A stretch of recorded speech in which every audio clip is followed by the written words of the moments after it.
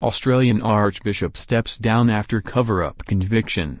Canberra, Australia. An Australian Archbishop said Wednesday that he will stand aside but does not intend to resign after becoming the most senior Roman Catholic cleric in the world to be convicted of covering up child sex abuse.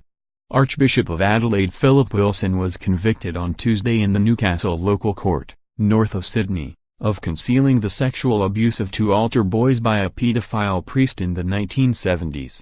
The 67-year-old Wilson, who has Alzheimer's disease, was released on bail and faces a prison term of up to 2 years when he is sentenced next month. More, Australian Archbishop convicted of covering up child sex abuse. More, Pope admits grave errors in Chile sex abuse case. He said he would stand aside on Friday after administrative arrangements were made to manage his archdiocese. Wilson also said he was still discussing the magistrate's decision with his lawyers. While I do so, it is appropriate that, in the light of some of His Honor's findings, I stand aside from my duties as Archbishop, Wilson said in a statement. If at any point in time it becomes necessary or appropriate for me to take more formal steps, including by resigning as Archbishop, then I will do so, he added. He has not said whether he is considering an appeal. Wilson was once Australia's highest-ranking Archbishop as President of the Australian Catholic Bishops' Conference. The conviction is another step toward holding the Church to account for a global abuse crisis that has also engulfed Pope Francis' financial minister, Australian Cardinal George Pell. Some lawyers said they expect many more clerics to be charged in Australia as a result of Wilson's test case.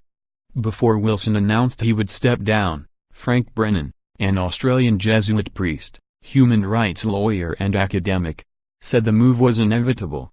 There's no doubt that Archbishop Wilson in recent years has been one of the good guys. He has been one of the bishops in the Catholic Church who have been trying to clean things up, Brennan said. But this relates to when he was a young priest. Even someone like him who later got it back in those years was so confined by our culture that it would seem there was no disclosure, he added. An Australian inquiry into child abuse recommended in December that the Catholic Church lift its demand of celibacy from clergy and that priests be prosecuted for failing to report evidence of pedophilia heard in the confessional. An altar boy testified at Wilson's trial that in the mid-1970s, the then-priest refused to believe the boy's allegations of abuse made in the confessional. Australia's longest-running Royal Commission, the country's highest form of inquiry, had been investigating since 2012 how the Catholic Church and other institutions responded to sexual abuse of children in Australia over 90 years.